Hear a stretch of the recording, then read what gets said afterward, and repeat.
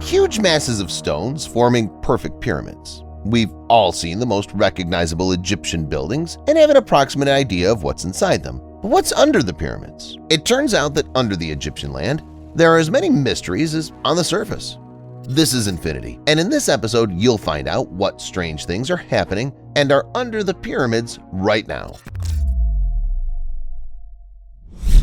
The Secret of the Pyramid of Giza. On November 10, 1993, the hour-long documentary The Mystery of the Sphinx was shown on prime time to 30 million viewers in the United States. The film even won an Emmy Award in the Outstanding Individual Achievement in a Craft Researchers category. The work focused on the extensive geological and seismic researches conducted around the pyramids of Giza from 1991 to 1993 by a team of Egyptologists led by John Anthony West. What John and his team discovered during these studies shocked everyone. During recording the geological data, it was revealed that the Sphinx is not 4,500 years old as was commonly believed, but much older. Perhaps it's even older than 10,000 years. That is, it was in place since the times when the Egyptian civilization, which we all study at school, didn't exist yet.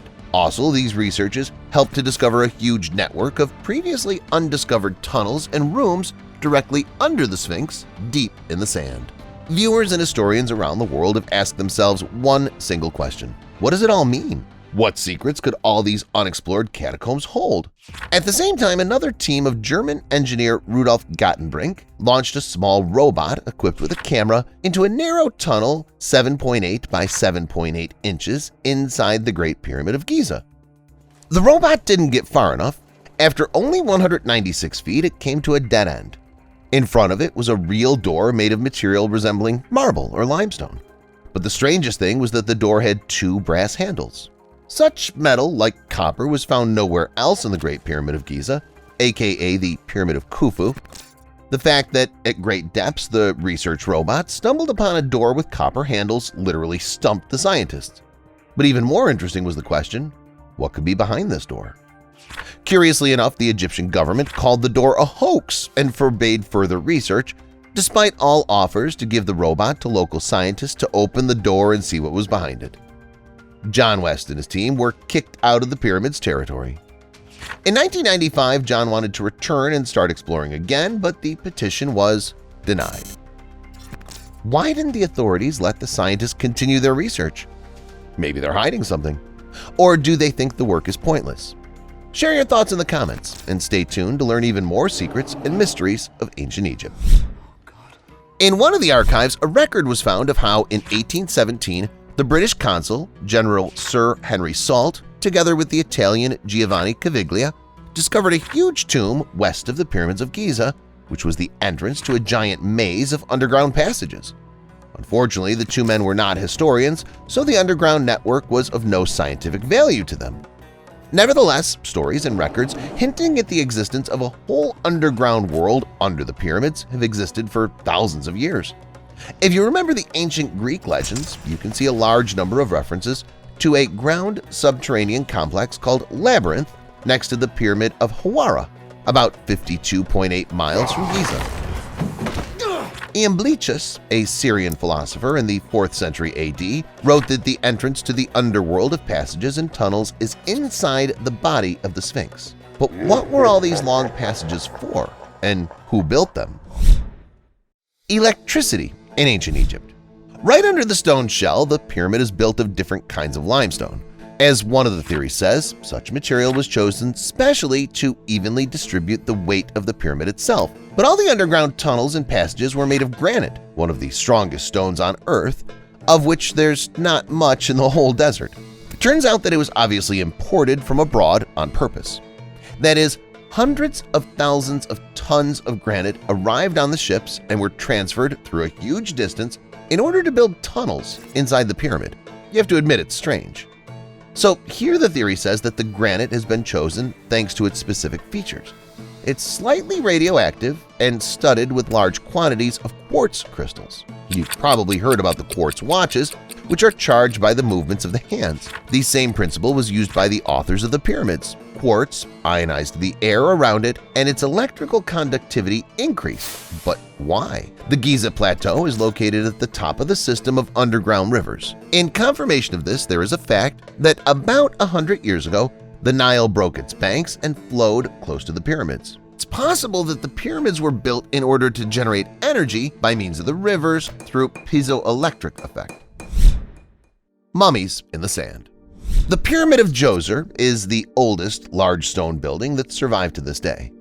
It was built around 2650 BC and is historically the first in a series of famous Egyptian pyramids. The area of the temple complex around it is well studied. However, archaeologists investigating the area between the pyramid and the dry moat around it have stumbled upon a completely unexpected find. In the immediate vicinity of the cult structure, scientists found several dozen mummies just buried in the ground.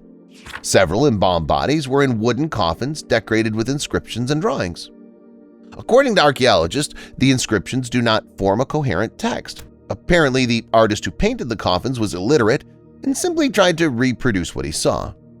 These graves belonged to people of unknown origin, and the burials took place at a time when the territory of Egypt was under Persian rule, and then was conquered by Alexander the Great. Most of all, scientists were struck by the fact that the mummies had lain in the sand for 4,500 years and still survive to this day. The Rosetta Stone. The Rosetta Stone is a fragment of an ancient Egyptian stele on which the sacred decree establishing the cult of the 13-year-old Egyptian king Ptolemy is carved. The inscription was made in 196 BC. The stone was discovered in the coastal town of El Rashid during Napoleon's Egyptian campaign in 1799. Defeated in Africa, Napoleon's troops surrendered it to the British. The stone is now on display in the British Museum in London and is a popular exhibit. But why is it so remarkable? The Rosetta Stone bears 3 identical texts written in ancient Egyptian hieroglyphs, Egyptian Demotic script, which was used for everyday purposes, and Greek. The inscription on the stone is quite usual for that period, but the stone has acquired extraordinarily historical significance within the framework of modern European Egyptology. The combination of the alphabets on the stone allowed Jean-François Champollion to decipher and read Egyptian hieroglyphs in the 1820s. Deciphering the hieroglyphs revealed the linguistic and textural culture of an entire civilization that had maintained historical, literary, and administrative records for more than 3,000 years. Although other inscriptions and factors also played an important role in the original decipherment, the Rosetta Stone caught the public eye and became a symbol of all attempts to study other cultures and even other worlds. It's been so influential that even the space probe launched by the European Space Agency in 2004 was named Rosetta. Black boxes. One of the strangest and most incomprehensible finds discovered near the pyramids south of Giza are 24 empty black granite boxes. Scientists were shocked by the filigree work on the hard stone and are still in the dark about the purpose of these boxes made more than 3,000 years ago. The boxes are about 13 feet long, just over 6.5 feet wide, and just under 11.4 feet high. The weight of each, according to rough estimates, is not less than 143,400 pounds, and together with the lid, the weight is 220,460 pounds. The walls of the granite boxes are perfectly fitted and just as perfectly polished, both inside and outside. They're made at the highest level of modern technology. The ancient Egyptians simply couldn't have the technology that allowed them to make these structures. The skill of cutting stone with an accuracy of several microns is so amazing that some experts even joke that they're ready to believe that the boxes were not built for the Egyptian pharaohs, but were actually left on Earth by an alien race. The real purpose and function of the boxes remains unclear, but they were clearly important because they were carved with such precision that they could have remained airtight for many thousands of years. Ancient helicopter and tank. What do you see here? Do you see a hieroglyph that looks suspiciously like a modern helicopter? Conspiracy theorists claim that this is evidence that ancient Egyptians saw and knew what modern helicopters and other vehicles look like. Next to the helicopter, enthusiasts found a tank with a long cannon. Underneath it is either a cargo plane or a submarine. Particularly impressionable people see a radar unit with an antenna in the right corner. According to such people, the technology, which is clearly out of time, supports the hypothesis that the ancient Egyptians inherited something valuable from some advanced civilization that existed before. The mystery of the ancient Egyptian helicopter was solved by archaeologists from the Munich Institute of Egyptology in 1992. After studying the picture, the scientists concluded that time had finished painting it. The original carving was made during the reign of Pharaoh Seti I, and then, sometime later, they were plastered and new hieroglyphs were carved. This was done many times. Pharaohs thus appropriated someone else's pyramids and temples. Over thousands of years, the surface degraded and the plaster fell off, revealing both carvings, which led to this effect of overlapping hieroglyphs. The chips added details. This is how the technique acquired modern features. In fact, all these designs were just hieroglyphs before. Secret entrance. Several years ago, an Egyptian named Naji discovered a secret passage under the basement of his house. As it turned out, the passage led to one of the pyramids of Giza.